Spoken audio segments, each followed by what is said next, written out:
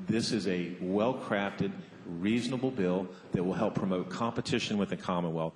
It is a good for the consumer, it is good for rural Virginia, it's good for suburban Virginia, and it's good for urban Virginia.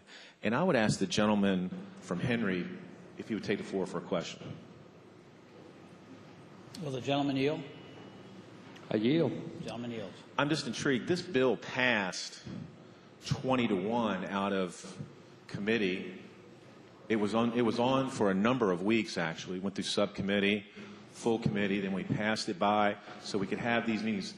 What generated all this recent interest in this bill? Mr. Speaker, I would say to the gentleman, I was looking over the bills yesterday, and it concerned me. Mr. Chairman, Mr. Speaker, would the gentleman yield for another question? Will the gentleman yield?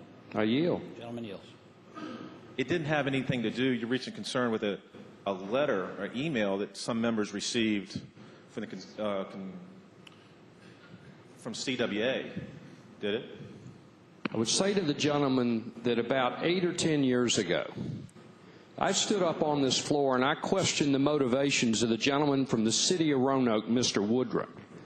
And he suitably chastised me that no member will challenge another member's motivation on the floor. You may question the subject matter, sir, but you do not question the motivation of a member. I decline to further yield. Mr. Speaker, speak to the measure. Beg your pardon? Speak to the measure. The gentleman has the floor. It was interesting. I saw my friend, I believe this morning, my friend from Henry was talking about a subaqueous bill that the gentleman from Chesapeake, Mr. Cosgrove, was carrying. And I think reference was made to the fact that this person that liked these bills was a big, big donor and donated hundreds of thousands of dollars of funds in the campaigns. So I find it intriguing that the gentleman from Henry takes umbrage at it. But I just curious, and I make no aspersions. I make no comments on his motivations. I just simply read the email that says from CWA, it would be nearly impossible for me to convince my boss to authorize the thousands of dollars we normally contribute to party and individual candidates.